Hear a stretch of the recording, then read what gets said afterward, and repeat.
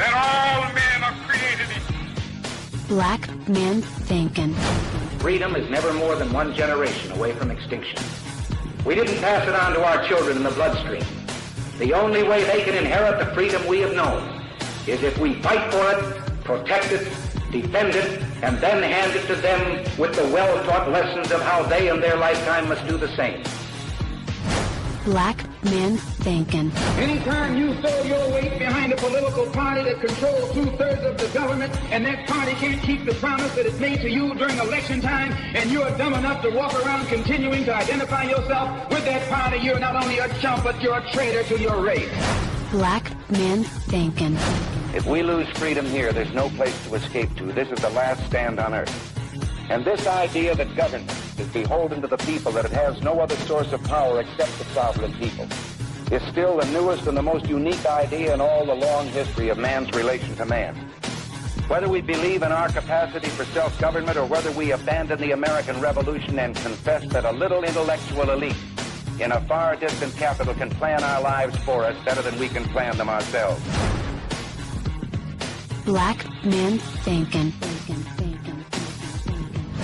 In this present crisis, government is not the solution to our problem. Government is the problem. Black Man Thinkin.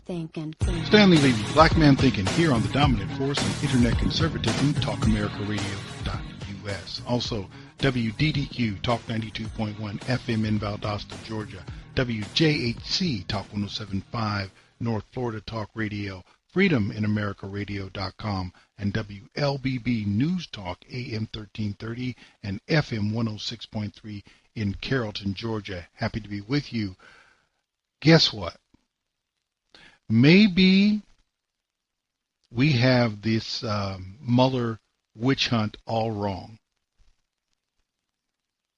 What do you mean? Well, there's this story that ABC did back on, looks like the 18th of July, talking about the Mueller strategy for going after Paul Manafort. New developments in the Russia investigation. Special Counsel Robert Mueller turning up the heat on former Trump campaign chair Paul Manafort, asking a federal judge to grant immunity to 5 secret witnesses who could provide testimony in Manafort's trial. I want to bring in our chief legal analyst, Dan Abramson. Dan, this trial is set to start next week. This is quite a twist at the last minute. It's such an interesting development.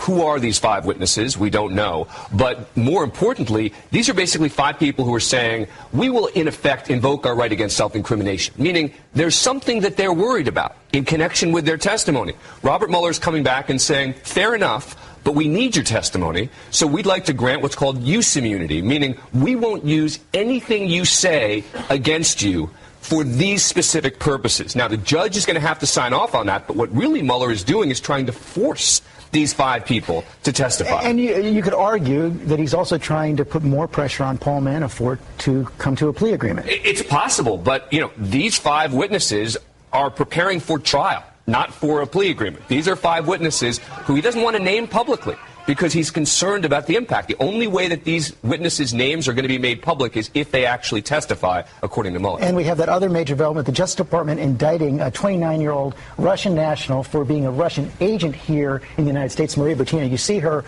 right there, conspiring to influence our politics. It shows how deep the Russian effort was. And this is separate from the Robert Mueller investigation. This has been an investigation going on for a couple of years. But they're basically saying that she was conspiring to be a Russian agent here in the United States and lying about what she was doing here. I think they were worried that she was about to flee, which is the reason that they're filing these charges immediately. But this really goes to the heart of what we've really been talking about here. This isn't periphery. This is someone who came to the country allegedly to be a foreign agent and lied about it. And trying to influence the National Rifle Association, Republican politics. Dan Abrams, thanks very much.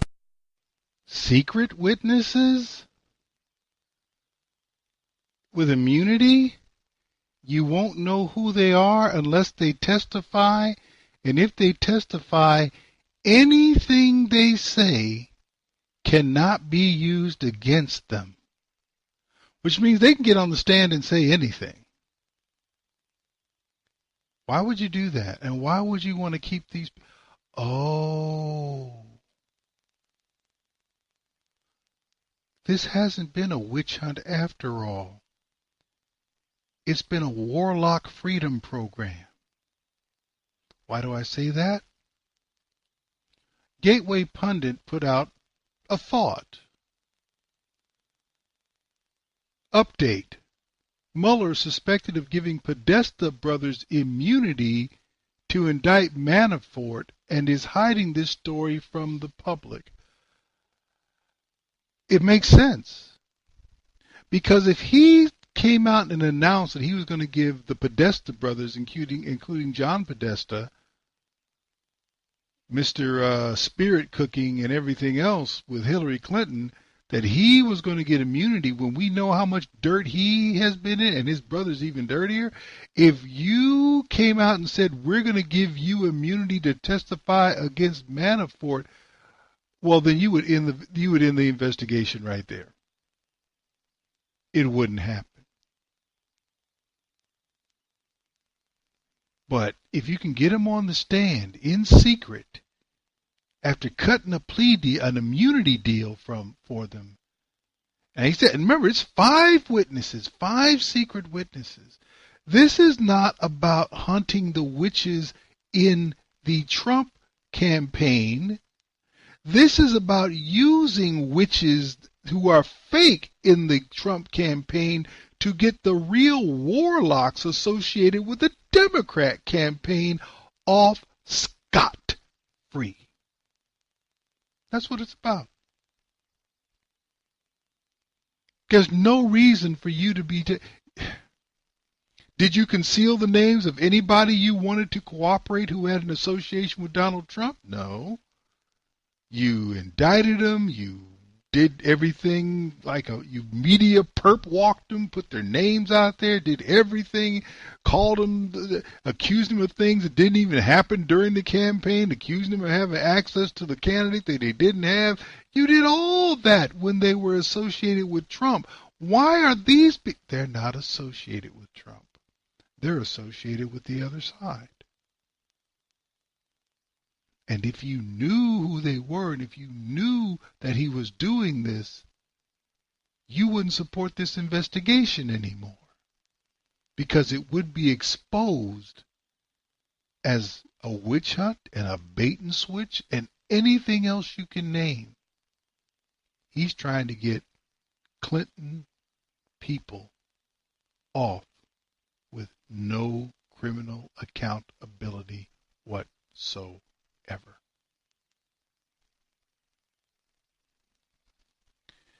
Well, Stan, that's an interesting thought, but you don't know that that's true. Really? As someone once said, I may have been born at night, but it wasn't last night. Why is it that I know Papadopoulos, Flynn, Manafort, and a host of other people?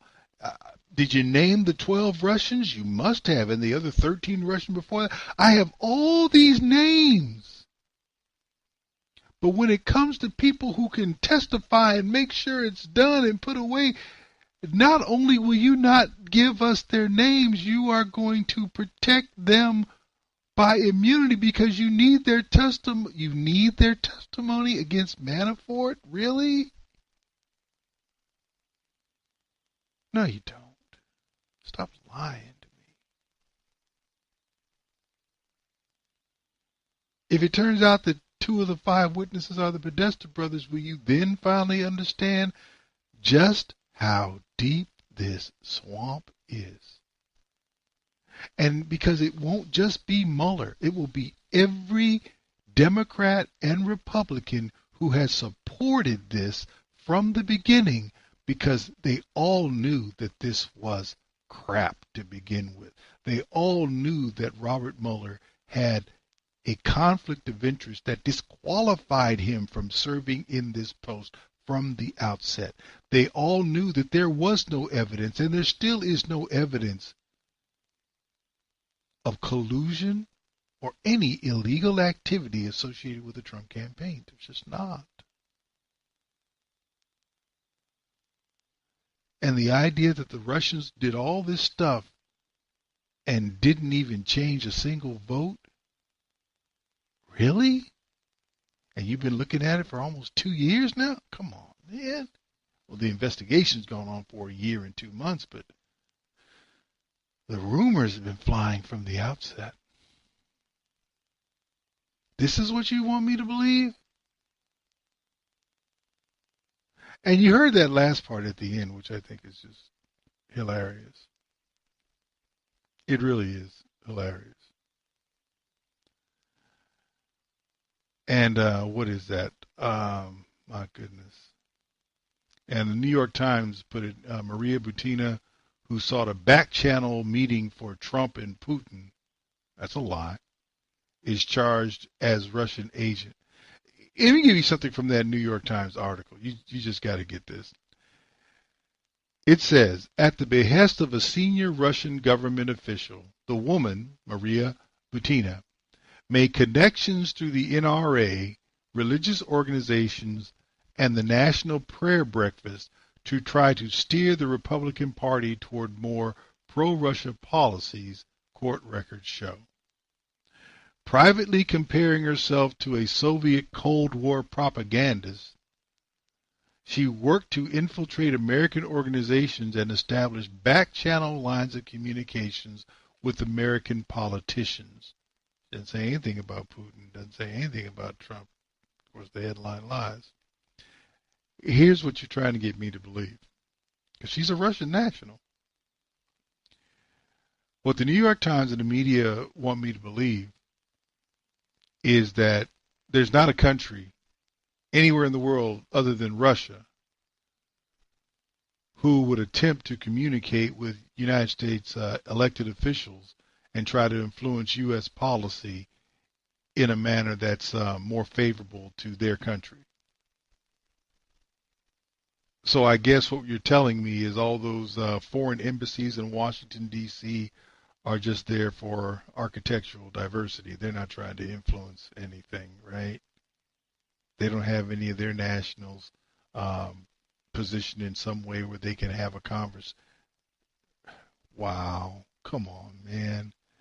The New York Times and the rest of the media would also have me and you believe that the FBI, CIA, NSA, and the remaining alphabet soup of the intel community, they are by definition more reliably American in their perspective and more supportive of American interests than a foreign adversary. Well, of course they are. Okay, really? So in spite of the fact that Edward Snowden made it clear that they've been spying on you big time, in spite of the fact that they are jailing American military, who among the people that Trump just pardoned, I believe, jailing American military for security infractions that don't even get a high-ranking Democrat indicted. But they're for American interests.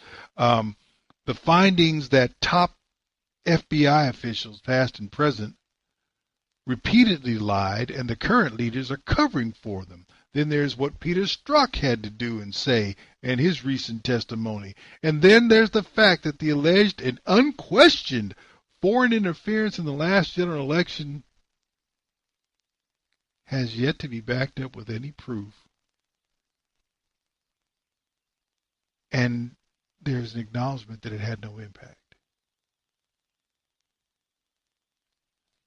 Guys, Maria Butina is sand being thrown in the air, dust in the air to blind you, while Paul Manafort goes off and cuts backroom immunity deals for unnamed Democrat operatives. I could be wrong, but if it looks like a duck, walks like a duck, and quacks, this is a bogus investigation. Donald Trump has been right all along.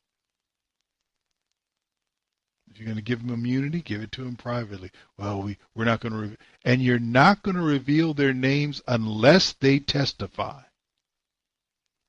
So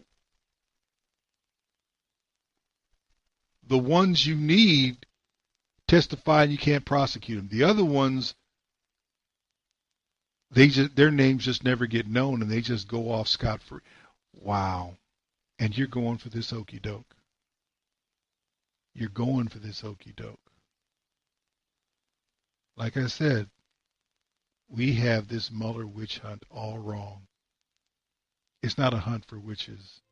It's a warlock exoneration. Stanley, Levy, Black Man Thinking. We'll be back right after this.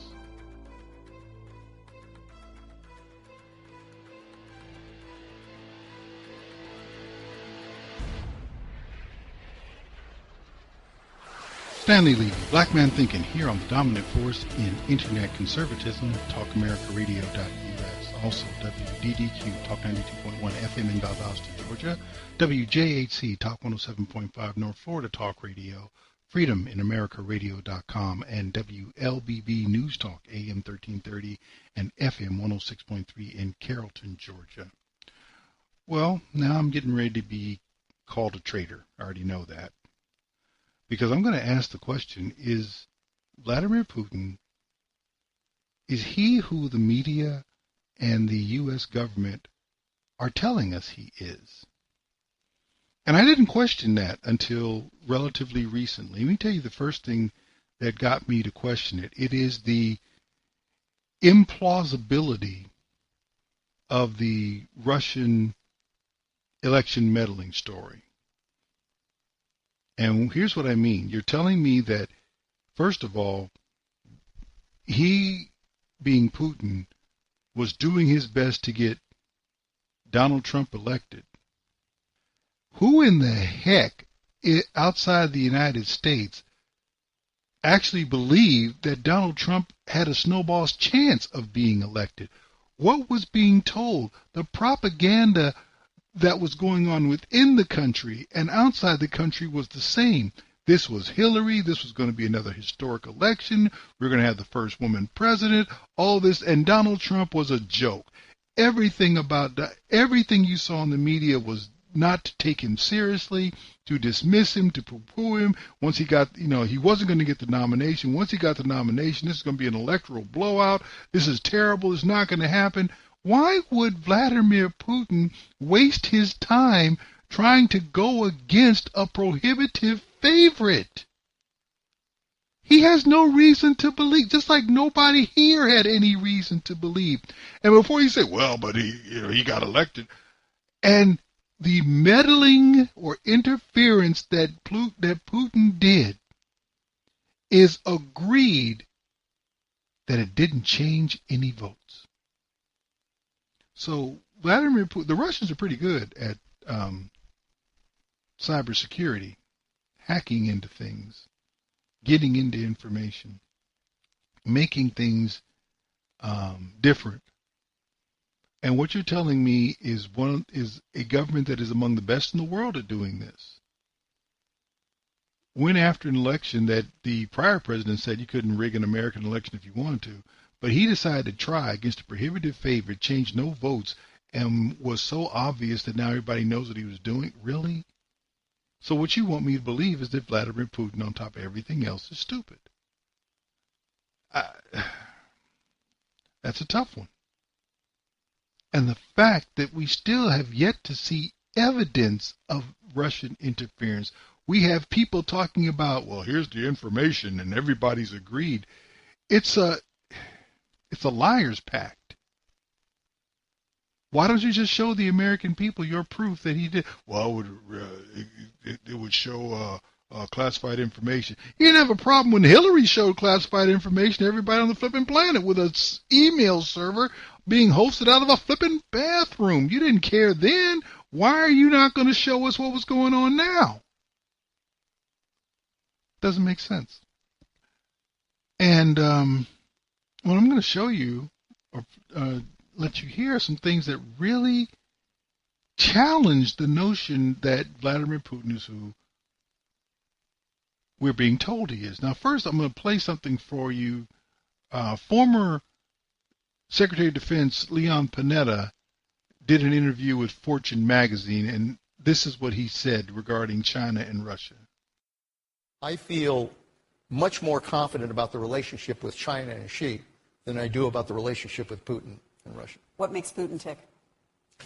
Bob Gates said it best of all, which is, when you look into Putin's eyes, you see KGB, KGB, KGB. Yeah. This guy comes out of the intelligence world, and his focus is on trying to restore the oomph of the old Soviet Union. Yeah. That's where he's coming from, and that's what he was going to do. And look, Putin is somebody you can also deal with. I think the reality is that Putin is the kind of individual that you have to deal with from strength. If you're going to deal with Putin from weakness, forget about it, because he'll take advantage of that. Yeah. And I think he senses weakness, and that's why he's basically done the aggression in the Ukraine, and that's why he's made the move in Syria, and that's why I think he's very dangerous at this point, because he senses that nobody's going to check him, and that's dangerous. That Panetta interview was from November of 2015. Who was the president then? Oh, not Trump. Not Trump. So if he was seeing weakness from the American government or the American president, that would have been embodied by, Barack Obama. So Barack Obama didn't deal with him from a position of strength, which made him, in the mind of Leon Panetta, dangerous, even though he said he's a person you can deal with. Interesting. Pathos.com did an article back in March of 2017, and it focused on a speech that Vladimir Putin had given, I believe, in 2013. Here's what it says. Long title, because it's a quote from Putin. Vladimir Putin, quote, "You people in turn do not feel a sense of the impending danger. This is what worries me. How do you not understand that the world is being pulled in an irreversible direction? Says USA and West deny their Christian roots." Excuse me, who said that? Oh, Vladimir Putin said that. How do you not understand that the world is being pulled in an irreversible direction, and says that the U.S. and the West deny their Christian roots? Isn't that something that you hear from quote-unquote American patriots? We're being pulled into a new world order, and we even put names with it. We put George Soros and other people's names out there as being behind it, and we understand that. Well, where is the Christian roots? Where is that? Here's something from the speech that Putin gave. We see in Europe and the United States, that is the West, have taken the way where they deny their own roots, including their Christian roots, which form the basis of Western civilization. In these countries, the moral basis and any traditional identity are being denied. National, religious, cultural, and even gender identities are being denied or relativized. Is that not true? And that's going on throughout the West. Great Britain is, oh my gosh, they are strange. The rest of the West is gone. These policies treat a family with many children as equal to a same-sex partnership. Speaking judiciously, faith in God is equal to faith in Satan. Is that they have relativized it all? The people in the West are actually ashamed of their religious affiliation and are indeed frightened to speak about them. That was the case. That was the whole point of being beaten into submission by the homosexual agenda. You cannot be Christian. That was the point of being beaten over the head with the feminist agenda, being told that if you have a Christian objection to abortion, you need to learn to put that aside so abortion can go forward. Christian holidays and celebrations are abolished or neutrally renamed. This is Vladimir Putin saying these things. Does that sound like a dictator? He's a dictator. He's an evil guy. Yeah, okay. Well, he's been in office since 2000, and he's been elected. And they didn't have elections in Russia like they had them in North Korea or Iraq under Saddam Hussein. Does that mean that the Russians are totally free? No, that's not even what they're accustomed to. He's a bad guy, according to my government, but he's not the same bad guy as other people. And those other people, I never heard them say things like this. And those countries try to force this model onto other countries globally. Isn't that what Barack Obama did, going to Africa, telling them that they needed to accept homosexuality? And they said, don't think so, buddy. That's Putin as well. Speaking of homosexuality, January 2014, Vladimir Putin had an interview that he gave to the BBC, speaking of homosexuality, and here's what he said. I can't answer the part of your question about whether homosexuals are born or made. That is beyond my professional interest. I'm just not qualified to respond. I would like to draw your attention to the fact that in Russia, unlike in 1/3 of world's countries, being gay is not a crime. In 70 countries, there is criminal liability for homosexuality, and in 7 of those countries, they have the death penalty for homosexuality. We have recently passed a law prohibiting propaganda, and not of homosexuality only, but of homosexuality and child abuse, child sexual abuse. But this is nothing to do with persecuting individuals for their sexual orientation.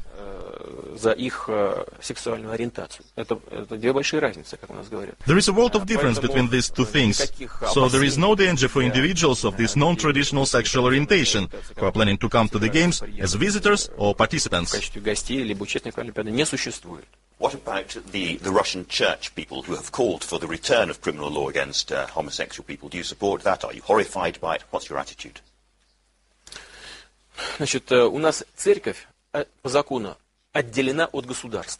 In law, the church is separate from the state and has the right to its own point of view. I would also like to point out that almost all traditional world religions agree on this topic.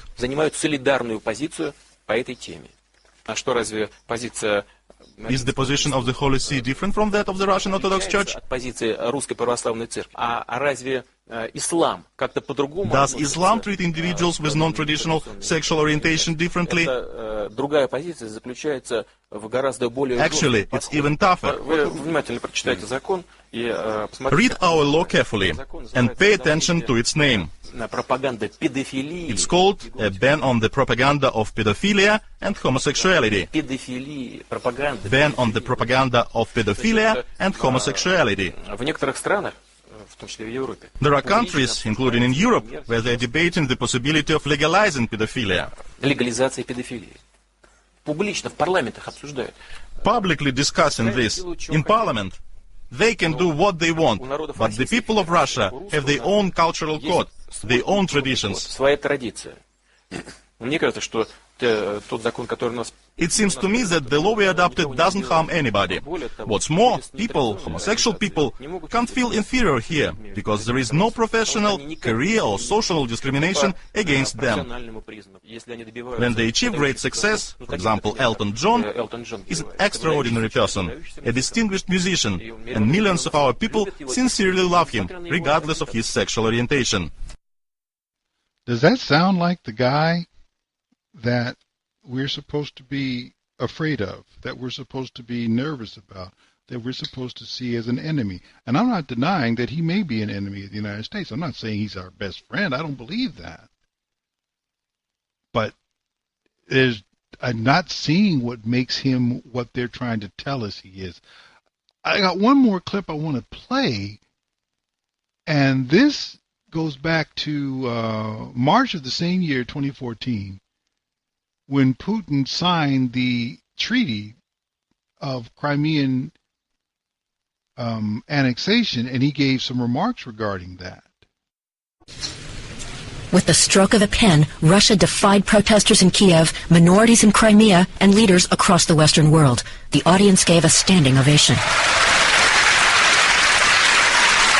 Just before the signing ceremony, both chambers of parliament met in the Kremlin to hear Vladimir Putin's vision for the future of Crimea. He used the speech as another opportunity to justify Russia's actions in Crimea. And he highlighted the region's history and mutual importance to Moscow.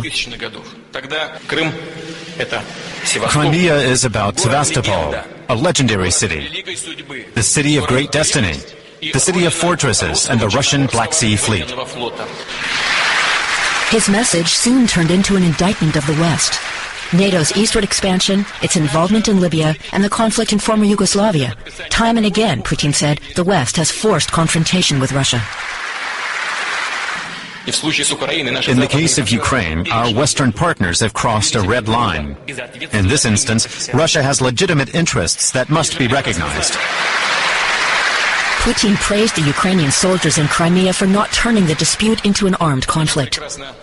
The Kremlin does not recognize the new government in Kiev, but Putin said Russia's relations with Ukraine are extremely important and would remain so. We don't want to break up of Ukraine, but Crimea will remain Russian.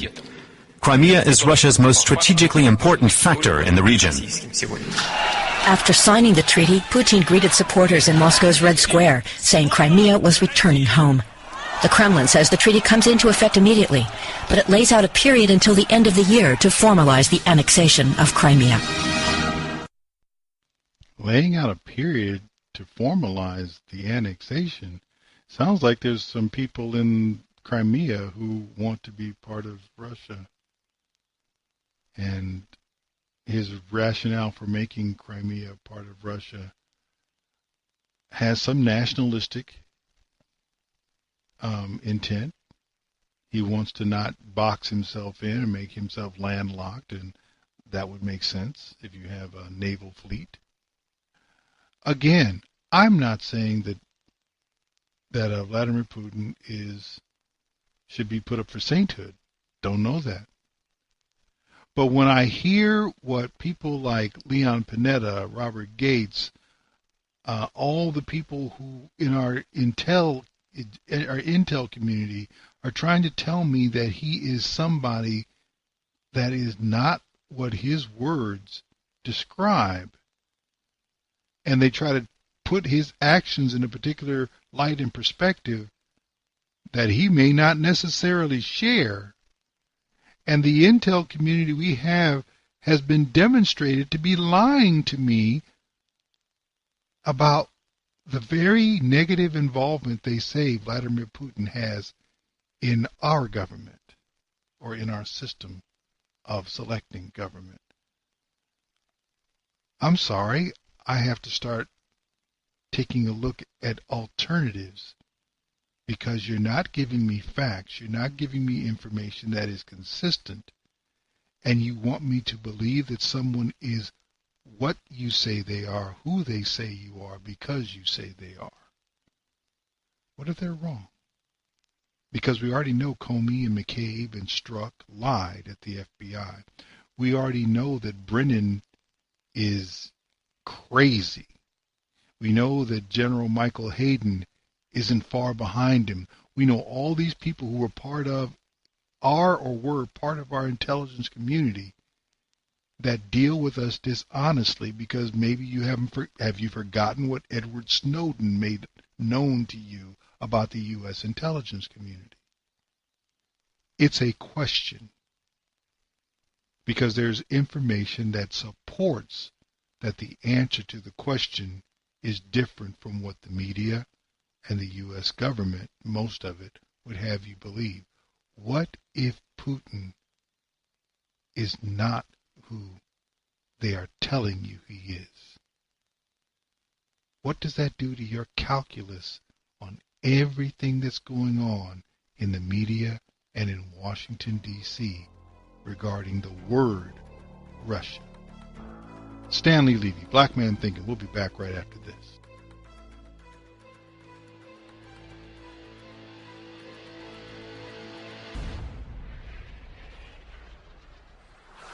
Stanley Levy, Black Man Thinking, here on the dominant force of Internet Conservatism, TalkAmericaRadio.us. Also, WDDQ, Talk 92.1 FM in Valdosta, Georgia. WGHC, WJHC, forgive me, Talk 107.5 FM North Florida Talk Radio, FreedomInAmericaRadio.com, and WLBB News Talk AM 1330 and FM 106.3 in Carrollton, Georgia. Well, I think I talked about this at some time earlier, but you know, it keeps happening, and this is talking about the strong pimp hand of Trump, or better yet, the strong pardon hand of Trump. Donald Trump has the strongest presidential pardon game of any president in my lifetime, and maybe any president ever, but definitely anyone in memory. And what do I mean by that? Donald Trump has pardoned Joe Arpaio, Christian Saucier, Scooter Libby, Jack Johnson, Dinesh D'Souza, and the Hammonds. He's also commuted the sentence of Shalom Rabashkin and Alice Marie Johnson. Let's talk about a few of these. Let's go back to the Hammonds, because if you remember, that case had something to do with the standoff that led to the death of a protester in the western United States. So let's start with that one. It all started with fires Dwight and Stephen Hammond admitted setting on their own ranch land, which they claimed accidentally crossed onto federal land. But a jury convicted them of arson, and the father and son were sentenced to 5 years. When they went to prison, little did anyone know that the cases of these two men, who were opposed to the U.S. government controlling grazing land, would become a rallying call for some. The Hammonds have turned themselves in. It's time for you to leave our community. In 2016, the plight of the imprisoned father and son attracted the attention of a group with a political agenda. Armed men who saw themselves as defenders of rural landowners abused by federal government overreach broke into the offices of an Oregon National Wildlife Refuge. Because we have allowed our federal government to step outside the bounds of the Constitution, they have come down upon the people and are prosecuting them now directly. The armed protesters faced off with police for nearly 6 weeks, ending in one protester's death. Meanwhile, the father and son who inspired the standoff remained in prison until now.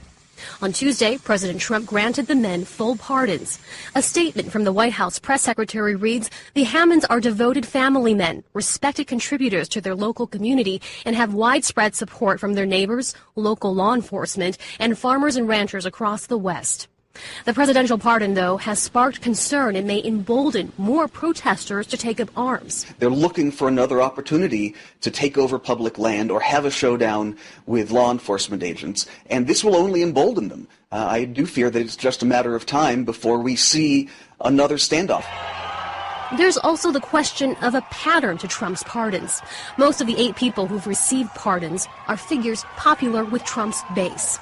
They include a conservative writer convicted of campaign finance fraud, a sheriff who racially profiled suspected illegal immigrants, and a former vice presidential chief of staff convicted of obstruction of justice. The father and son ranchers now join the fold, with the right wing applauding another win delivered by Trump. Heidi Jo Castro, Al Jazeera, Washington. You may remember that standoff case with the Bundys that led to one of their band being killed by federal officials. And it looked like an execution when you saw the video of it. It's pretty, guys coming out, hands up, and they shoot them anyway. That is interesting to me. I noticed the commentary. They're afraid.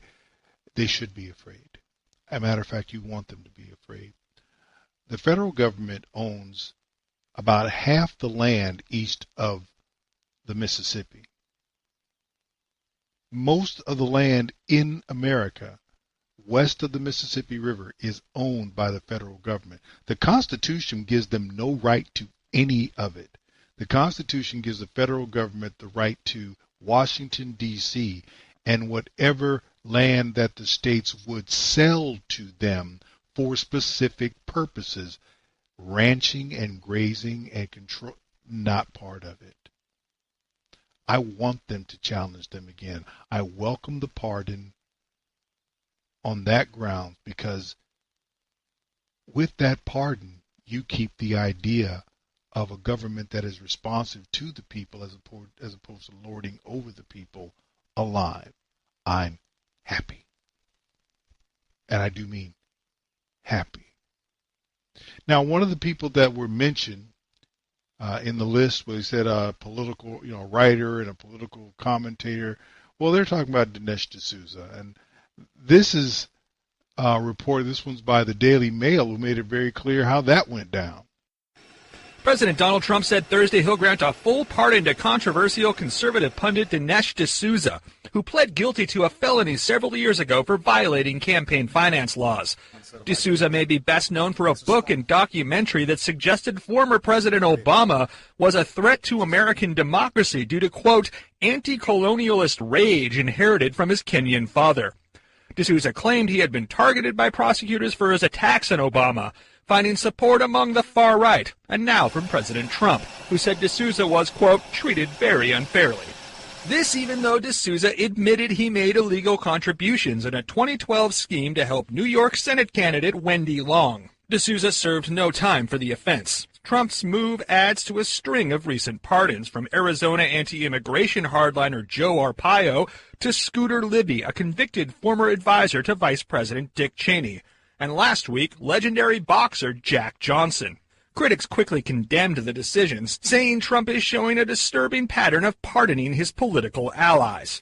D'Souza told Fox News he is, quote, relieved and elated. Trump later said he was considering also pardoning lifestyle maven Martha Stewart and commuting the sentence of Illinois' imprisoned former governor Rod Blagojevich. The media and the enemies of Donald Trump are desperately looking for a pattern to his pardons, when the only pattern that I can see is that people bring the cases of other individuals to his attention, and he feels that they have been mistreated by the federal government or by government in general. And as a result, he either commutes or pardons whichever one he sees fit. And when people bring up the idea that he's doing this to set up a way to invalidate the Mueller investigation, things of that nature, it's pretty interesting to me. Then I asked him, so why did he pardon Jack Johnson? Jack Johnson's black, dead, and can do nothing for him politically. Most people wouldn't know who Jack Johnson was, couldn't pick him out of a lineup, couldn't tell you why he mattered. And also, among the people who he has pardoned or whose sentences have been commuted, you have this woman. That confirmation of the commutation of a sentence, and this goes back to Kim Kardashian. That's right. This is the commutation of the sentence for Alice Johnson. This is according to one of her attorneys, as well as a White House official who confirms this. This was what Kim Kardashian was here lobbying for last week, what some referred to as the first Kim Summit. Johnson was sentenced to life in prison for drug trafficking back in 1996. So Kardashian argued that the sentence really didn't fit the crime, that this is a great-grandmother who deserves to be released. So very big news here today at the White House. Kim Kardashian tweeting, Andrea, best news ever. We'll watch our Twitter accounts to see if she has any more to say as she learns more about this commutation.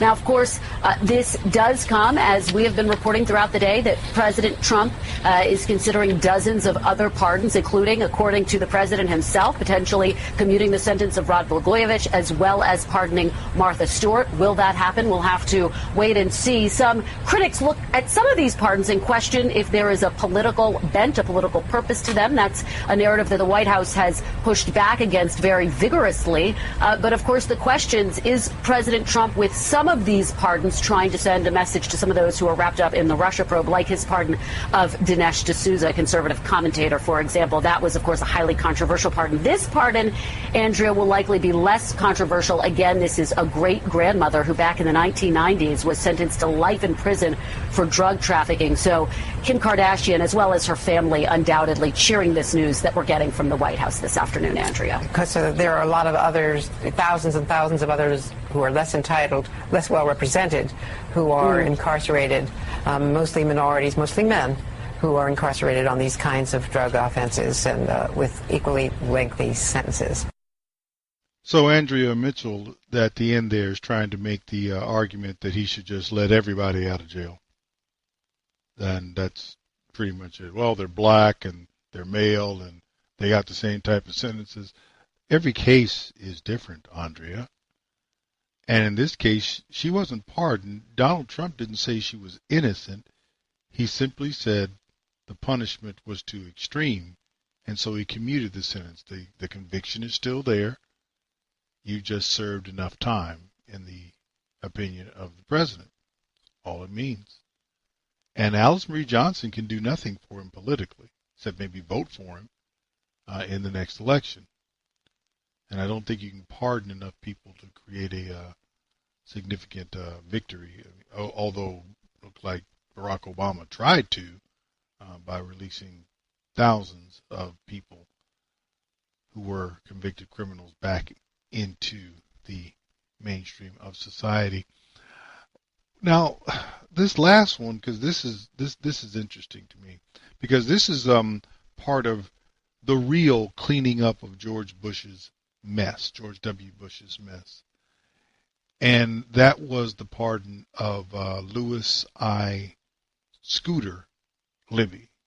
Well, that's right. The president, as expected, has issued a full pardon to Scooter Libby. You remember that Libby was Vice President Dick Cheney's chief of staff. He was convicted of perjury back in 2007. President Trump just now issuing a statement surrounding his pardon of Scooter Libby, saying, in part, I don't know Mr. Libby, but for years I've heard that he has been treated unfairly. Hopefully this full pardon will help rectify a very sad portion of his life. You remember that Scooter Libby was convicted of perjury back in 2007 for his role in the Valerie Plame leak case. What's important and what's being read into this in terms of present-day Washington, D.C., is that Scooter Libby was convicted after an investigation by a special counsel. The president has suggested that the current special counsel is going too far in terms of his investigation. Perhaps this is a signal that the president says that people who are loyal to their political superiors might be entitled to pardons in the future. That's what some are speculating here in Washington, D.C. Nonetheless, the president saying in the statement, the White House saying in the statement, that he's being pardoned because he had an unblemished record of service to his country before the 2007 incident, and his record has been scandal-free since then. So a lot of intrigue surrounding this one, but the president issuing that full pardon now to Scooter Libby, and a lot of questions about what it means for officials who are currently in the crosshairs of a special counsel. There was no connection between James Comey and this prosecution, or was there?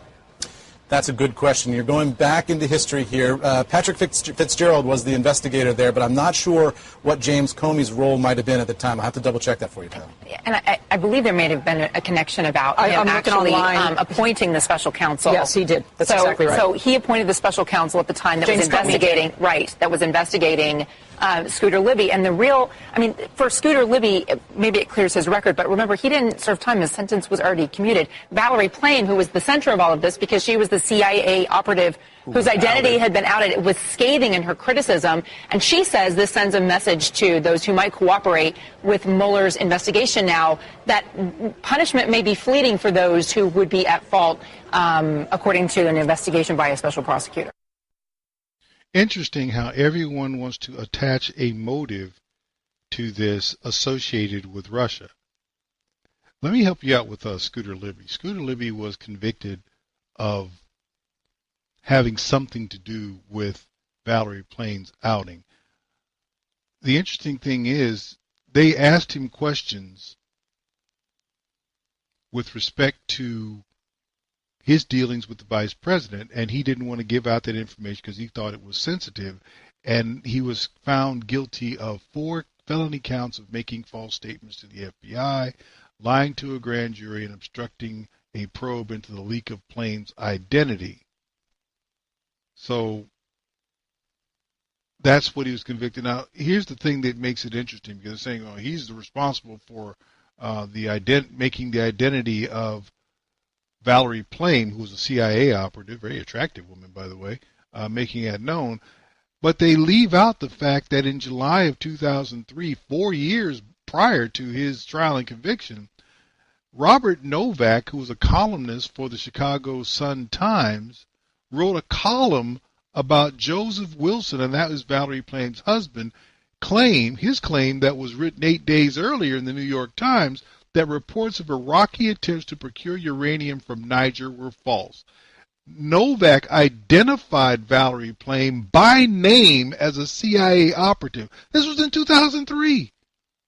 And he noted that 2 senior administration officials told him that Wilson's wife suggested sending him to Niger to investigate possible Iraqi involvement. In addition to Novak, 6 other journalists are reported to have known Plame's identity before the Novak column was published, including Judith Miller.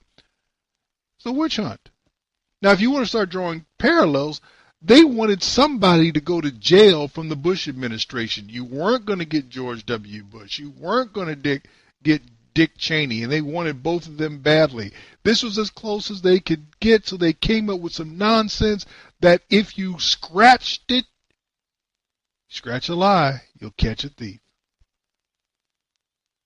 Now, if you want to talk about similarities between what's going on now, that's what you're going to find. They're convicting people on BS that if you look at it, you're kind of like, really? Well, Michael Flynn pleaded guilty. Yeah, the alternative was what? And what did he do? It didn't have anything to do with the campaign. His conversations with the Russians happened during the transition. Back to the point. Donald Trump is acting like an alpha male president, not doing pardons as he's going out the door where he doesn't have to answer for them. He's standing tall and saying, I don't think these people were treated well, and I'm going to let them off, or I'm going to let them out. And if you don't like it, I'll see you in November of 2020. And he's giving you at least 2 years to think about what he's doing. When's the last time a president did that? And now I'm going to turn it over to my good friend Ron Edwards, and after that we'll be back with hour 2 of Black Man Thinking. Okay, so 4 high-tax states want to sue President Trump and the federal government for lowering our federal tax burden? Hello, I'm Ron Edwards. On today's page from the Edwards Notebook, the tax law passed and signed into law last year limits state deductions to $10,000. The lawsuit argues the tax law that has stimulated the U.S. economy violates the 10th Amendment governing states' rights to make sovereign decisions on local investments. The leftist governors of Connecticut, New York, Maryland, and New Jersey are squawking over a mass exodus of voters moving to states with lower tax burdens and fewer economy-inhibiting regulations. Unfortunately, they often ruin those states they move to by voting the same way for Democrats, which makes about as much sense as buck teeth in reverse. The problem isn't lower deductions, but rather the extremely high taxes that create the problems in the first place. The greedy politicians need to back off and allow sovereign citizens to keep more of their money, thus lessening the need for higher deductions, making those states more attractive to live in, by the way. Problem solved. So join me Fridays at 4 p.m. Eastern, 2 p.m. Central, 1 p.m. Pacific on AmericaMatters.us, SHR Media, and Spreaker. Or for you insomniacs, 12 a.m. Sundays on Talk America Radio. I'm Ron Edwards. Sponsored by the Tri-County Liberty Coalition. I have a dream. One day, this nation will rise up, live out the true meaning of its creed. We hold these truths to be self-evident, that all men are created equal. Black Man Thinkin. Freedom is never more than one generation away from extinction. We didn't pass it on to our children in the bloodstream. The only way they can inherit the freedom we have known is if we fight for it, protect it, defend it, and then hand it to them with the well-taught lessons of how they in their lifetime must do the same. Black Man Thinkin. Anytime you throw your weight behind a political party that controls 2/3 of the government, and that party can't keep the promise that it's made to you during election time, and you're dumb enough to walk around continuing to identify yourself with that party, you're not only a chump, but you're a traitor to your race. Black Man Thinkin.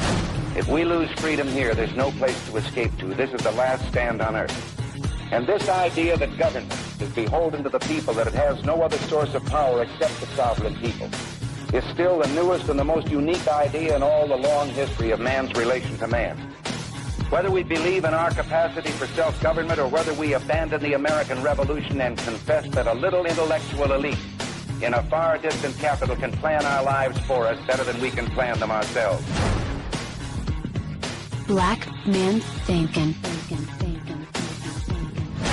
In this present crisis, government is not the solution to our problems. Government is the problem. Black Man Thinkin. Stanley Levy with Hour 2 of Black Man Thinking here on the dominant force of Internet conservatism, TalkAmericaRadio.us. Also WDDQ, Talk 92.1 FM in Valdosta, FM in Valdosta, Georgia. WJHC, Talk 107.5 FM North Florida Talk Radio, Freedom in AmericaRadio.com, and WLBV News Talk AM 1330 and FM 106.3 in Carrollton, Georgia. I'm done. There are three gentlemen who at one time were considered strong conservatives, strong Republicans, whatever that means, people who actually had the American interest at heart, maybe more so than identity politics, and definitely not interested in the politics of the left per se. The people I'm speaking of are in no particular order, but I'll address them probably in this order. Tim Scott, Marco Rubio, and Trey Gowdy. Let's start with Tim Scott. Tim Scott was elected to Congress in South Carolina and was there at the same time. Alan West was there from Florida. And they both had different experiences. Alan West served for a brief time and left Congress. Tim Scott went on to be appointed and then elected as a senator from the state of South Carolina as a Republican. And because of how he had dealt with, say, the Black Congressional Congress, he had not really stuck that out. He didn't really want to go along with that program. I had admiration for him because I understand what the Clown Brown Caucus is about. They're about profiling. They're about identity politics, and they are about being the best paid public assistance recipients in the nation. That's what they're about. They do nothing. They're not about anything. So when he did not embrace them, I actually saw hope for him. But now I see him doing the same identity politics things, giving speeches on the Senate floor, talking about his driving while black experience. I really don't care. Let me help you out. I'm not denying that it happened to you. I'm saying I don't care. Because now you're getting into the feelings thing, and it's like, I don't need feelings. What I need are legislative results that actually make your feelings not an issue. Well, someone stopped me and I hadn't done anything wrong. You don't know why they stopped you. Well, I know. No, you don't. But the other thing that's happening most recently, there's the other thing, him basically saying Donald Trump, his moral authority is compromised. Really? Did you ever say that about Barack Obama? And what he was doing to the American military as you watched? Did you ever say his authority was compromised? Did you see what he was doing to the economy of the United States? How he was making it more difficult for people to have jobs that they could go work on? Did you find his moral authority compromised when he bathed the White House in the rainbow colors of homosexuality? Did you say that his morality, his moral authority was compromised when he stood up and made abortion more important than anything else? And he and Hillary Clinton were out there saying that those who believed in Christianity and the teachings thereof needed to change their beliefs and take a seat on the side so that the agenda of abortion could continue unabated, unfettered, unchallenged. Did you say that either one of them had a compromised moral authority? If it was said, I didn't hear it. And now, wow, the only way it's really hard to look at this, but it is what it is. National Review put out an article on the 20th of July, Bad Judgment from Scott and a gentleman I'll talk about next, which is Marco Rubio. And these were both darlings of the now basically defunct Tea Party. They've been co-opted. The Borg has got them. But Tim Scott and Marco Rubio, who are considered, to me they're just considered conservative senators, have treated an appeals court nominee unjustly, having raised no concerns earlier in the process and having voted to proceed to a final vote on the nomination of Ryan Bounds to the Ninth Circuit. Senator Scott announced that he could not support confirmation. Senator Rubio, who had also raised no concerns in support of the final vote, said he would stand with Scott. Their issue was something the man wrote while he was in college, not anything he has done while on the bench. And their concerns lack merit, according to the article. The spokesman for Senator Rubio repeated two claims that Democrats had been making. Bounds had written objectionable comments during college and had not disclosed them to the Senate. The college writings are being described in the press as racially charged or worse, which is another injustice being done to Bounds as a predictable result of the senator's conduct. Bounds' views, while sharply expressed, were mainstream, defensible, and absent of any hint of hostility toward anyone based on race. He opposed the existence of racially defined organizations on campus. He criticized those groups for insulting conservative members of minority groups as Oreos and Twinkies. Absurdly, Bounds has been treated as a bigot for using these terms in the course of denouncing them. He used the insulting terms that were hurled against minorities for the purpose of denouncing those who had used them, and he is being called by Rubio and Scott a bigot? No. Mr. Scott, never met you, don't expect I ever will. I have no respect for you. I did at one time. I have no respect for you. I get it, and I accept that you are a nice person, a wonderful person in the eyes of your constituents. That doesn't matter to me. You are not standing for American principles.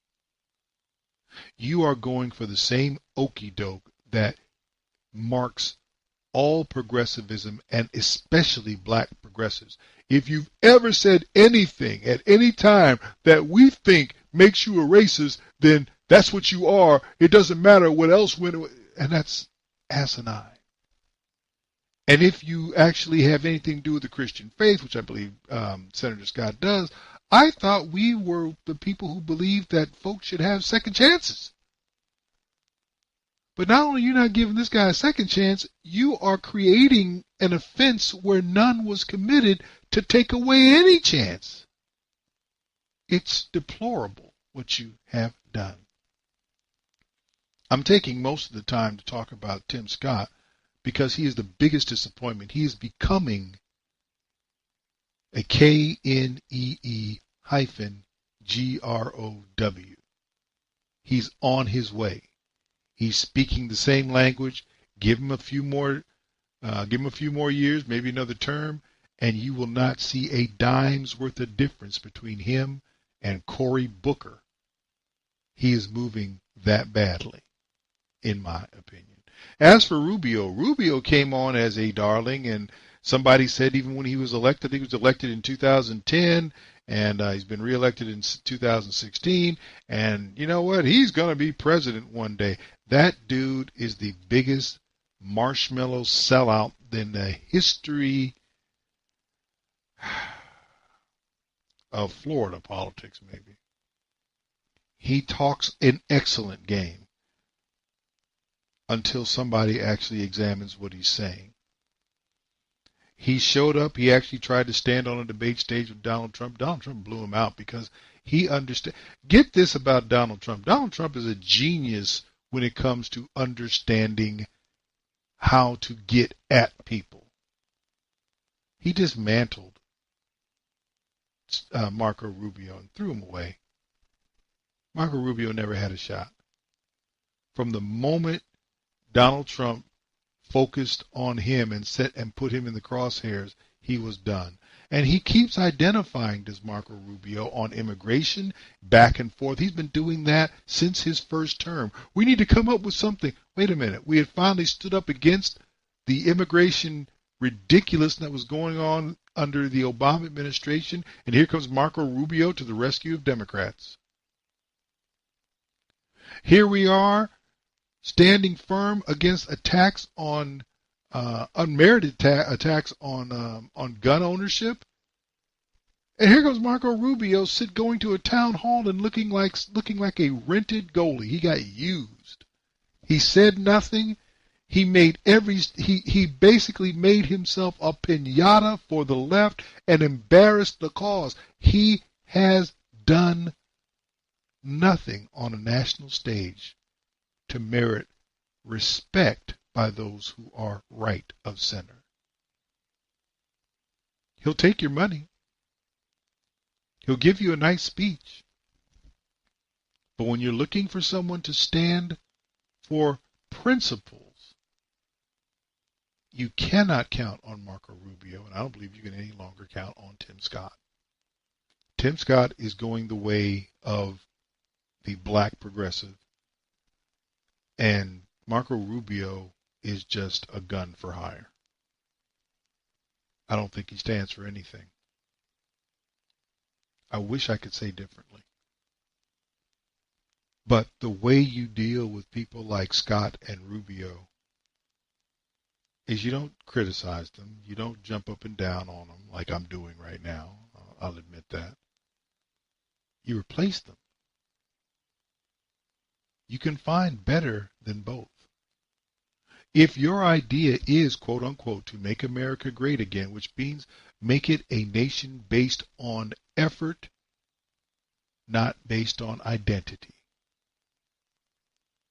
And you cannot do that by spending your time focused on identity.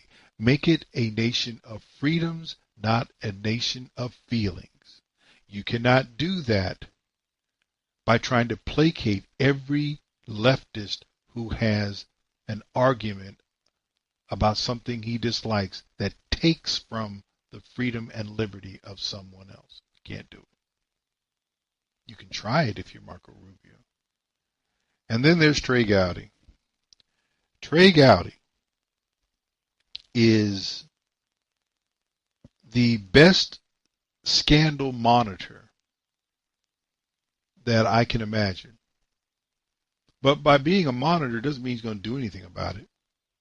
He monitored Benghazi. What happened there? He's monitoring Mueller. And he supports Mueller one day, and he questions Mueller another day. He acknowledges that Mueller may have broken the law one day, and then says the investigation could continue. He understands that there's a conflict of interest, but we don't want him fired. Really?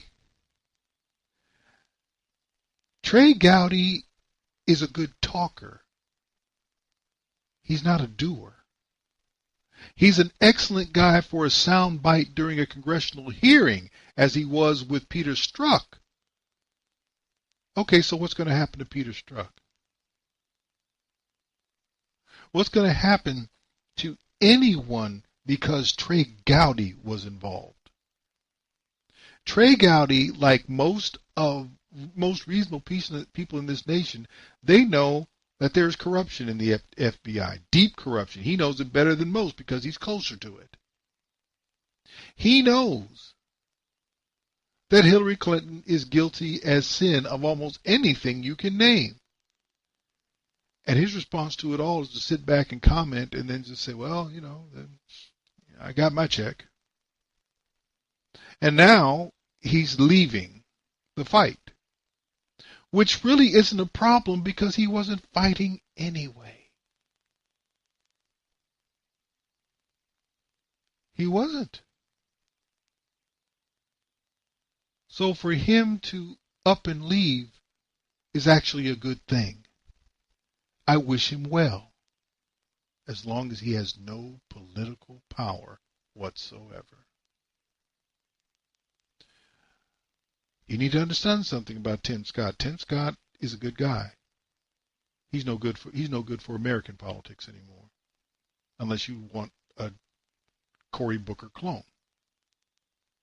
Marco Rubio has no center. Don't know what he stands for. What is his core? His core is fast becoming remaining a senator. How do I stay in D.C.? How do I keep this influence? How do I keep this this authority? How do I keep this ability to impact people's lives? Not whether I'm impacting for the better or for worse, but I just want to be able to impact them. And Trey Gowdy showed that he can talk a good game as long as nobody asks him to play anything. He's great in practice. Just don't send him in. Don't send him in. Put him on TV. Put him in front of a microphone. But don't look for him to do the hard work of making something happen. Because the truth of the matter seems to be he cannot do that.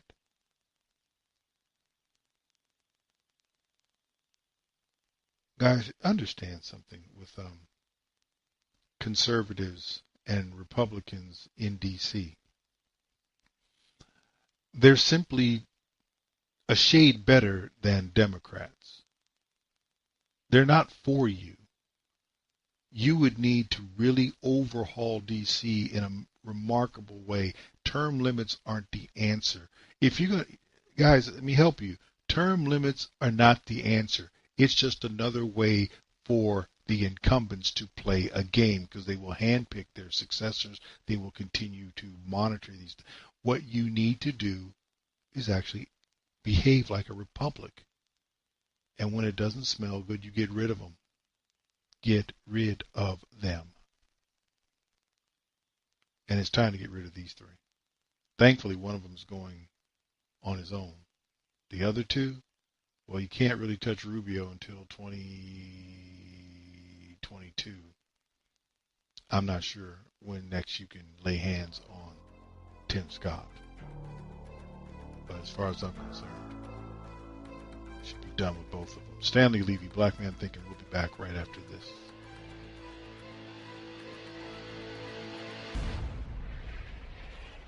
Stanley Levy, Black Man Thinking, here on the dominant force in internet conservatism, TalkAmericaRadio.us, also WDDQ, Talk 92.1 FM in Valdosta, Georgia, WJHC, Talk 107.5 North Florida Talk Radio, Freedom in AmericaRadio.com, and WLBB News Talk AM 1330 and FM 106.3 in Carrollton, Georgia.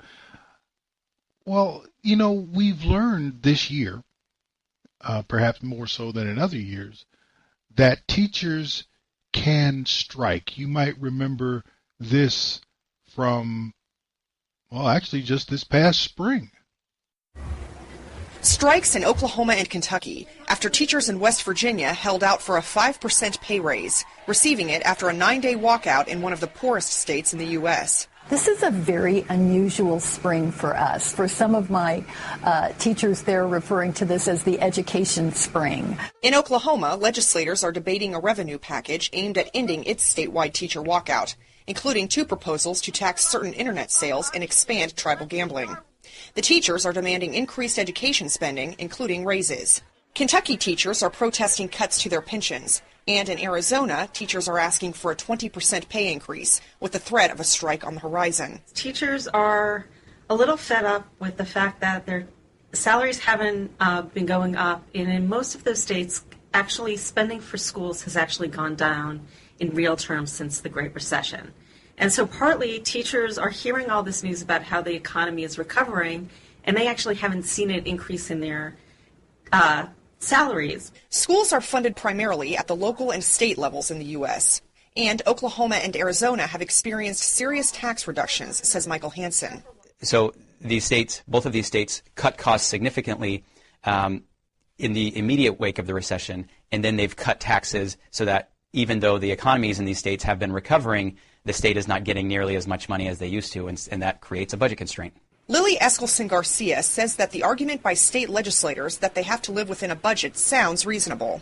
But if you've manipulated that budget to actually take a whole lot of the money off the table, by giving a big tax break to some of the biggest corporations, to oil companies in Oklahoma, and you say, no, we'll make it so these folks don't have to pay their taxes. That revenue is not in the budget. And they shrugged their shoulders like it was magically disappeared. Look, this is all we have. This is all you have by design. For the 2016 to 2017 school year, the National Center for Education Statistics estimated the average national salary for kindergarten to 12th grade teachers to be about $59,000, compared to averages of $46,000 in West Virginia, $45,000 in Oklahoma, $52,000 in Kentucky, and $47,000 in Arizona. Jill Craig, VOA News, Washington. All those states where you had all those actions, people just not educating children, said, we will not teach until you give us money. Okay. So we've proven that teachers can strike, but my question is, can they teach? We already know about the teaching scandal in Atlanta. I believe that was back in 2011. We know that there was a similar scandal with money involving the Chicago school system. We know that in Maryland, math scores are hideous. We know there is a problem in the Los Angeles school system.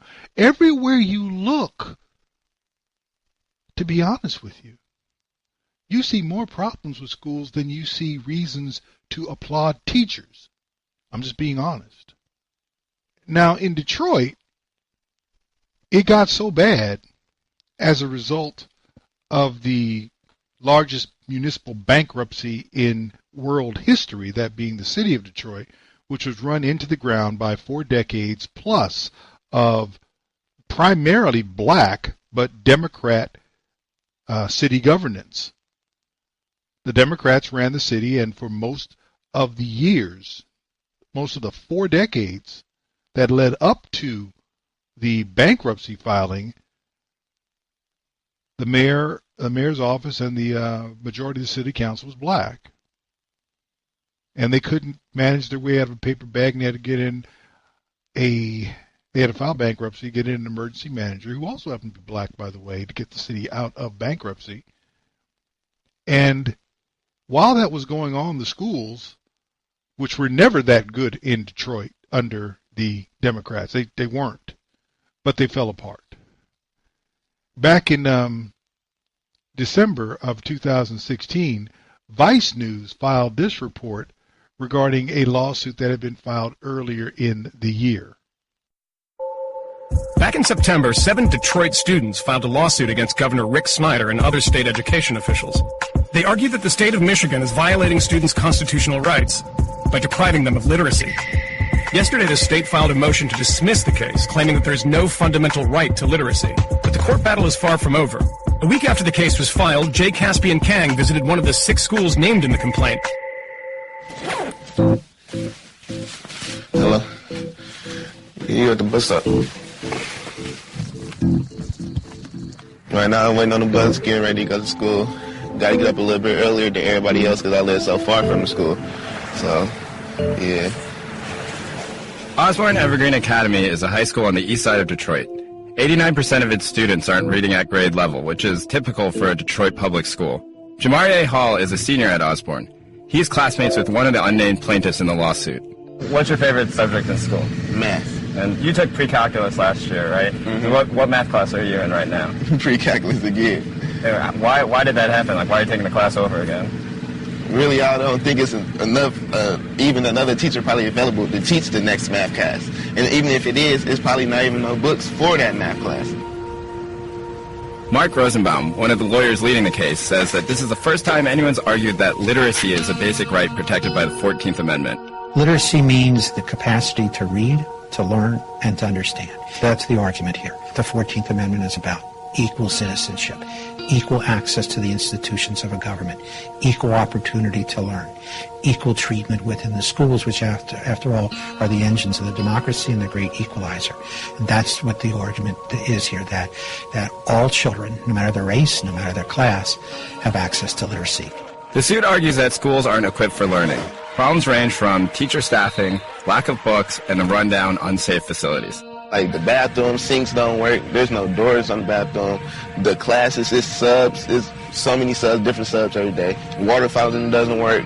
It's just books, no books. Books old, torn up, got to get taped up. The teacher got to put the assignment on the board, and everybody got to copy it down just because it's not enough paper to make the copies. The school be so hot in the summer, so cold in the winter. Why do you think the schools are in this condition? I think people don't care, and I think that they think that we don't care. Like, that we're all, everybody just on the agreement that it's cool. But it's not like that.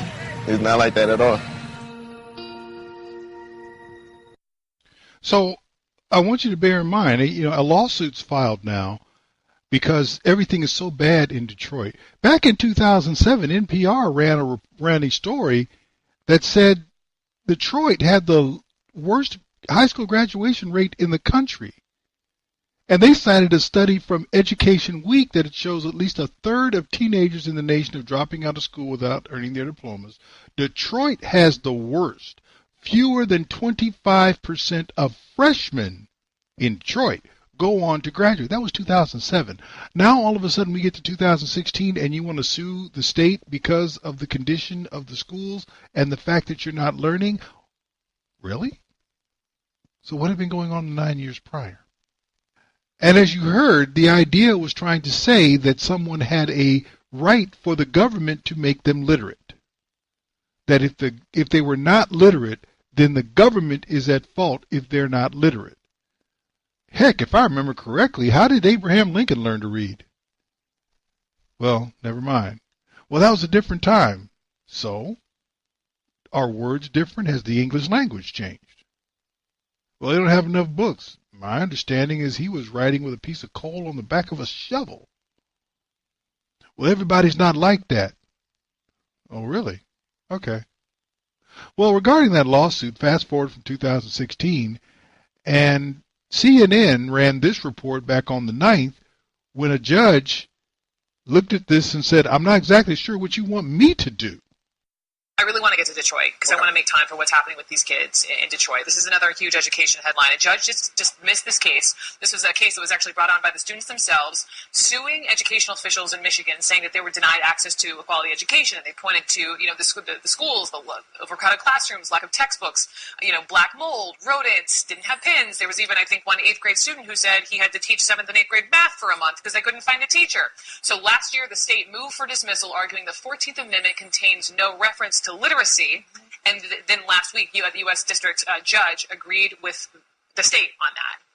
Horrible ruling that should be appealed because the Equal Protection Clause of the 14th Amendment doesn't talk specifically about literacy, but it says states cannot deny equal access and opportunity to education. And what this judge is saying, literacy is very important. It's a 40-page ruling. He acknowledges the importance of literacy. But then it's not up to the state to make sure kids are literate? Exactly. He's saying so long as the schools run. And that's the question here. You've got a warehouse that's chaotic, that's filled with roaches, extreme temperatures, no books, no teachers. How is this a school? You can call it a school, but it's not. What he did in this decision was he essentially made this a matter of functioning, as Correct. he described it, Right. versus existing. And all he's saying is that basically you just need to turn it on. How it works or whether it works or how effectively it works is not up to the state, which is really problematic. So if the state, hang on, because I had to read this thing through to try to understand. If it's not up to the states to make sure kids are literate, if they're in public schools, then whose job is it? It is up to the states, but he's saying they've done their job. They provided schools. But they're clearly not doing their job. Clearly not. They clearly don't have equal access to education because these are the schools in low-income black neighborhoods. And to that point, we cannot ignore the racial element to this story and to this decision. DPS, Detroit Public Schools, right now has a population of over 80% black students. 20% of their overall student population is on IEP, individual education programs, which means that requires them to have a little bit more assistance, whether they have behavioral issues or whether they have academic learning challenges. This population that is being marginalized in this direction, in this way, by this decision, this is not by accident. This is intentional. If this were the other way around, if DPS had 83% of white students and that were underperforming in the manner that has been described by these plaintiffs in this case, you better believe that Secretary of Education DeVos would be on a private plane to land in Detroit and figure out what was going on. So when you talk about this decision, you can't ignore the racial element and its impact on what's going on. So just quickly, what happens to the kids? Is Well, that it? These kids, they can appeal this ruling, and I think they should, Absolutely. To a higher court. This was, U.S. district courts. They'd have to go to the Court of Appeals because I think it's a completely erroneous ruling. The judge is going through and explaining the importance of literacy in education, but then he's saying the states have done their job. And looking down the line really quickly, Brooke, from a political perspective, this actually plays into what this administration wants to do in terms of pushing the notion of school choice, because when public schools fail, the idea is, well, if your school isn't performing, then you as a parent should have the option to put it out. The reality is, though, that choice is a fallacy for so many of the people who are affected by this decision. Charles Bowman Jr., thank you. Sarah Zari, thank you so much as well. Well, you can only expect so much from CNN, and they're going to take all the positions. Let's make this clear. You do not have a right to even be educated. It is important that you're educated, but you're responsible for your own education. If you have children, then you are responsible for their education. If there's a school system, then those who are responsible for the school system are there to do their best effort. It is not to guarantee a result. If it were, then how come you weren't jumping up and down and screaming back in 2007 when Detroit had a 25% graduation rate? This is not, if it wasn't the government's responsibility to fix the problem then, how does it become their responsibility now? There is no 14th Amendment that says, wow, you know what, you have to be literate. The country was not founded on literacy. It was founded on liberty, which includes the liberty to remain ignorant if you wish to. Here is my question, not whether or not there are schools, but whether or not there are even public libraries or books or internet access for anyone to read whatever is available for them to read. Do you not understand that education is an internet connection away? And I guarantee you the majority of these children who are complaining and wanting to sue the state have smartphones with unlimited data and minutes. But the problem is the school? No. If you give in to this, that the government has to solve all your problems, and remember, they're talking about the 14th Amendment, so they want the U.S. taxpayer to take care of the problems in Michigan. So what do I have a governor for?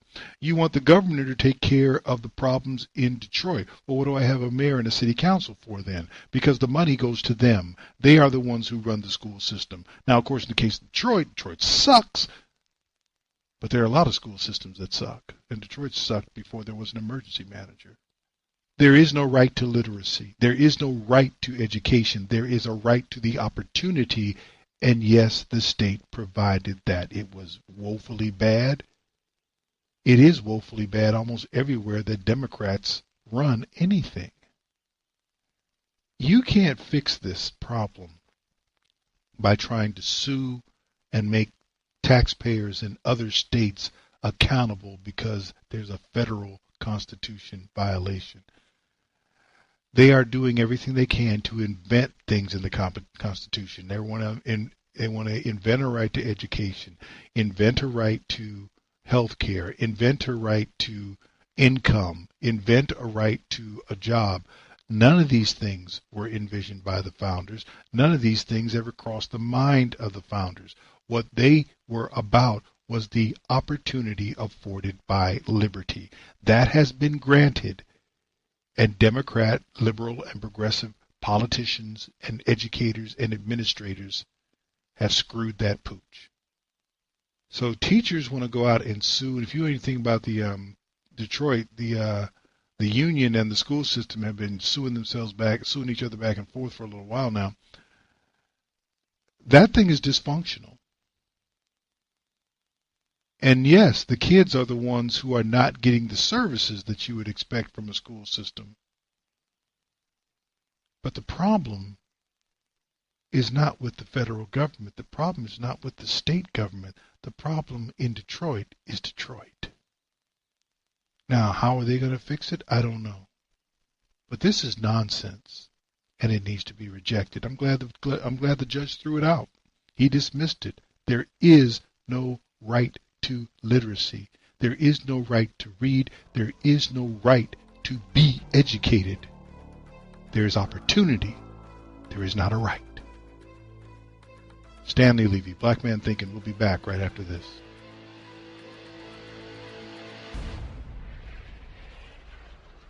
Stanley Levy, Black Man Thinking, here on the dominant force in internet conservatism, TalkAmericaRadio.us. Also, WDDQ, Talk 92.1 FM in Valdosta, Georgia. WJHC, Talk 107.5 North Florida Talk Radio. FreedomInAmericaRadio.com. And WLBB News Talk, AM 1330 and FM 106.3 Carrollton, Georgia. Final segment of the show. The NFL keeps shooting themselves in the foot. They're doing it to themselves, by the way. Nobody's even helping them anymore. The president's not helping them shoot themselves in the foot. They're on their own now. We are 2 years into this ridiculousness, and they still are, as they used to say back in the NASA days, they are still screwing the pooch on this anthem protest nonsense.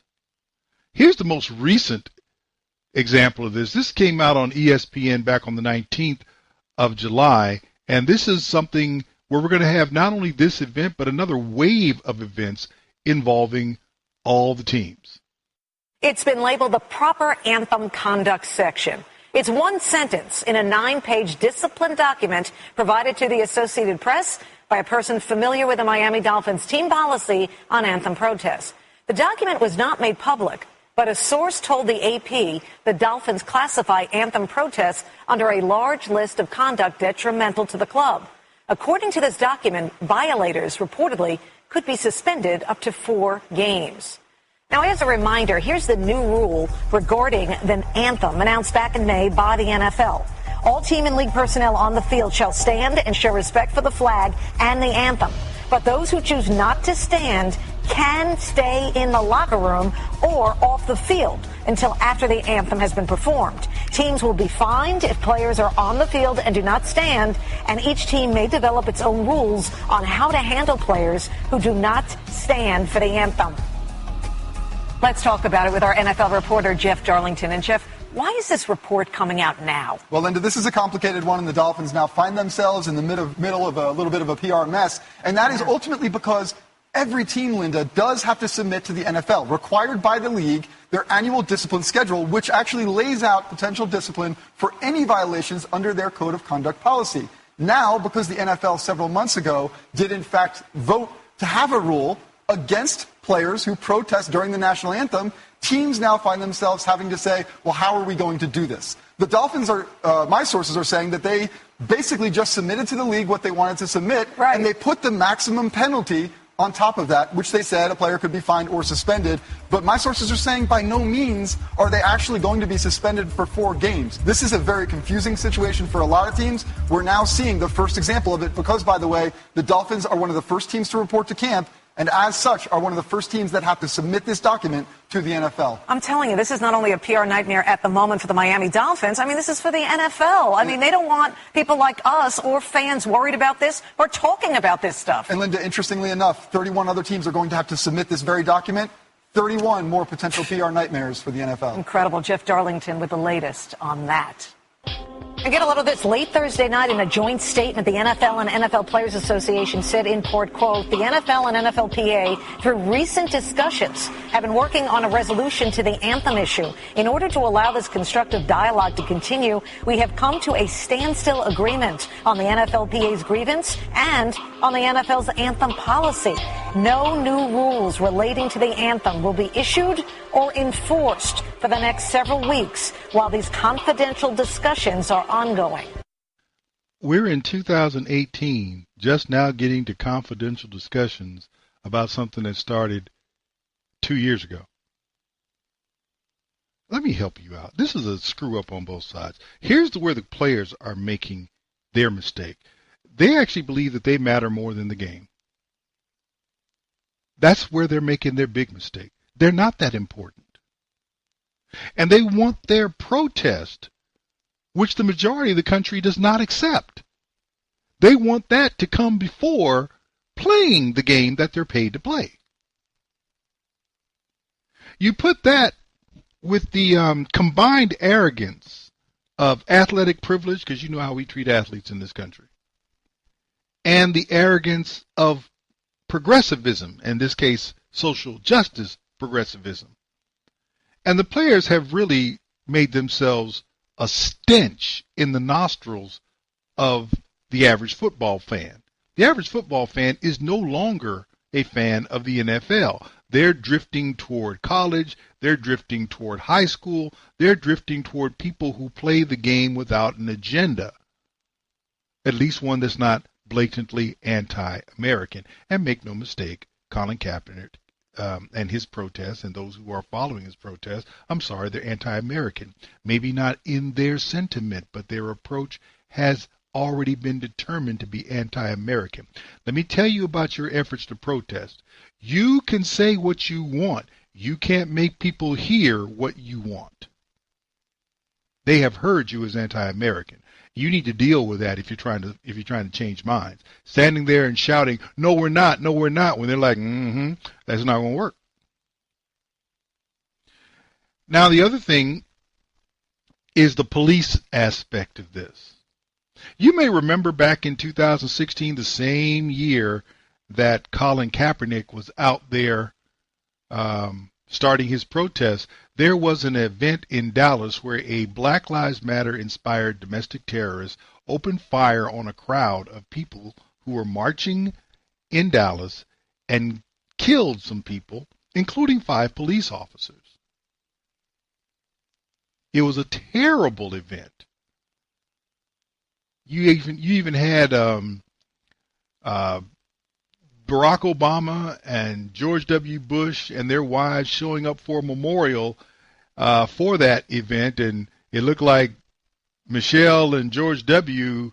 had a thing going on. It was kind of over the top and ridiculous. But in the aftermath of that, the Dallas Cowboys asked if they could honor the fallen police officers in Dallas, and they didn't get a favorable response from the NFL. The NFL throwing the flag on honoring fallen police officers. The league denying a request from the Dallas Cowboys to wear a decal paying tribute to the 5 Dallas area police officers murdered last month in an ambush.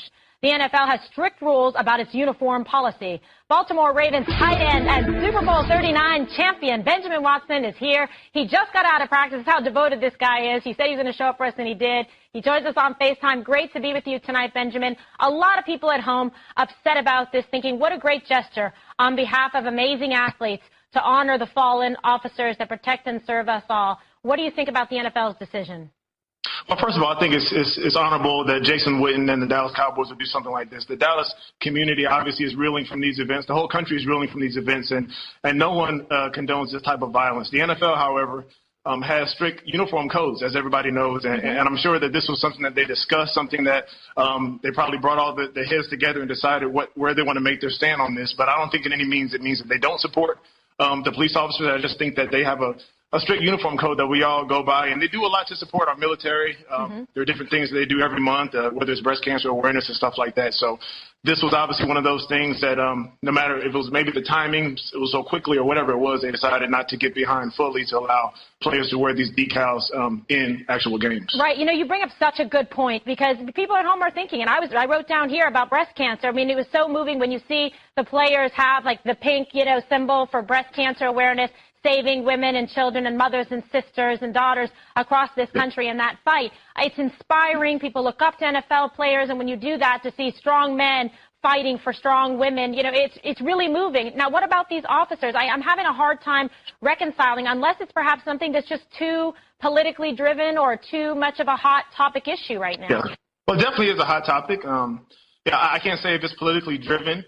I can say, however, that there are a plethora of different causes that people come up with all the time. I do know for a fact, though, that the NFL does support the officers, does support their families, and I support their families. I think that everybody in the NFL community is heartbroken for them, as I was when I saw these things happen. Yeah. But again, they have to pick and choose the things that they want to put their name on and things they want to allow players to do. As players, believe me, there are a lot of times I want to wear different decals, or I want to wear my socks a certain way, and they say, no, you can't do it because of the uniforms. Yeah. Exactly. I hear what you're saying. I just am remembering one time, back when the Rams actually had the, hands up, don't shoot. They didn't get disciplined for it.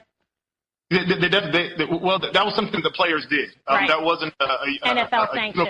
That was an NFL sanctioned, uniform thing where they actually put the decals. And as I understand, the decals have been worn during practice. Mm-hmm. And I think that the next step, obviously, was to get permission to do that in the game. And the NFL said, no, look, again, all I can say is that nobody condones the violence that has been done in this country against police officers. We support them 100% in the things that they go through. I think that this is a both and. When you talk about it being political, however, I believe that this is a both and proposition. I am heartbroken for the police officers. I don't think anybody should take out any type of violence against police officers, but I also think that those police officers that use their force in a way that is not proper should be reprimanded. Right. And you don't want something like this to be political. You want to be able to say to the families. But I'll tell you, I know that your words tonight coming out like this means a lot to the families of those fallen. And we certainly thank you for your time tonight. Benjamin Watson, a Super Bowl champion. Thank you so much for your time. So let me get this straight. It's a uniform issue, but you can go ahead and put pink shoes on people, but you can't put a decal on for police officers? But you support police officers. You really support police officers?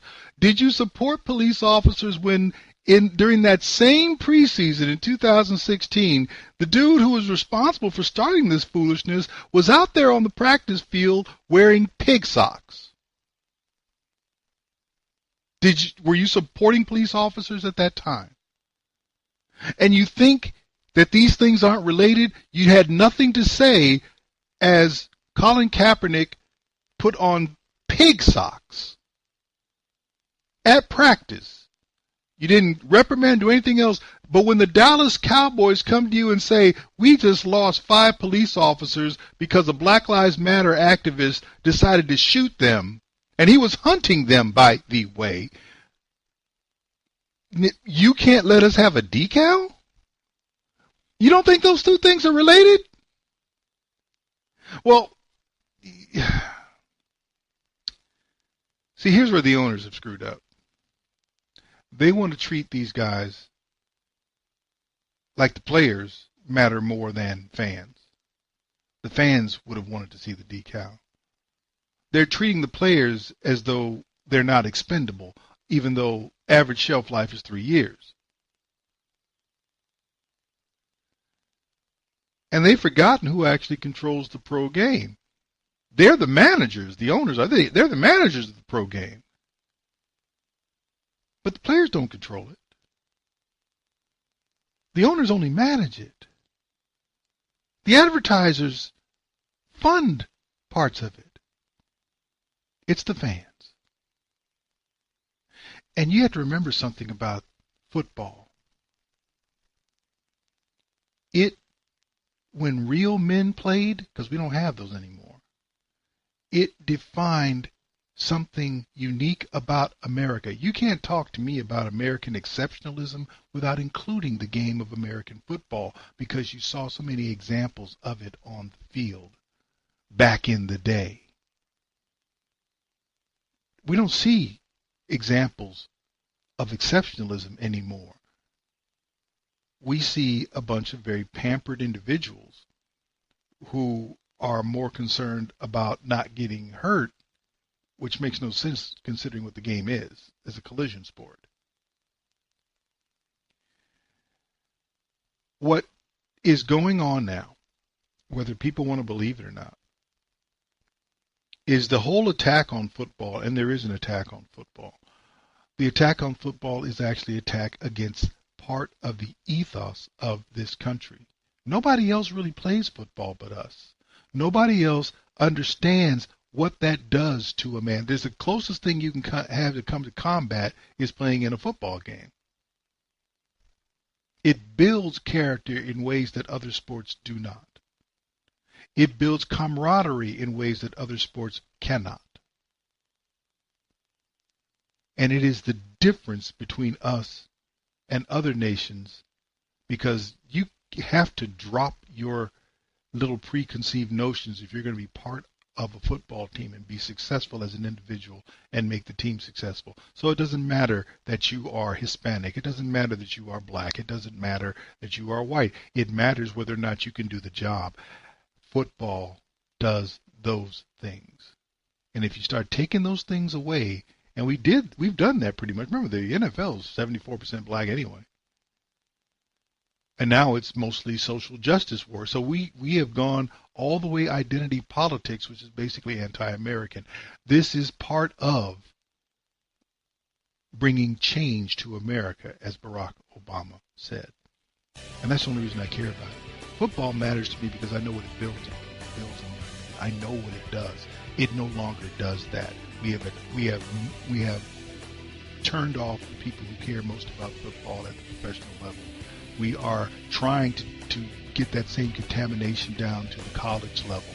And now we actually have the same foolishness, people kneeling in high school and not understanding what football is about because there's nobody left to teach them. They don't teach them. And they're so concerned about them being safe that they're not concerned about them building character. That's unfortunate. And it hurts the country. But 2 years into this stuff and they still haven't got it figured out, well, maybe we don't need it figured out. Maybe we need the NFL to crash and burn and maybe start again with something else.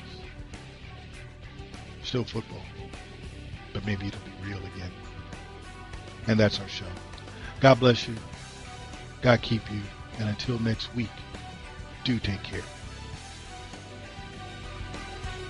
You've been listening to Black Man Thinkin' with your host, Stan Levy. Join Stan midnight to 2 a.m. That's late Monday night into early Tuesday morning. And find him on the web at Black Man Thinkin' without the G. That's blackmanthinkin.com.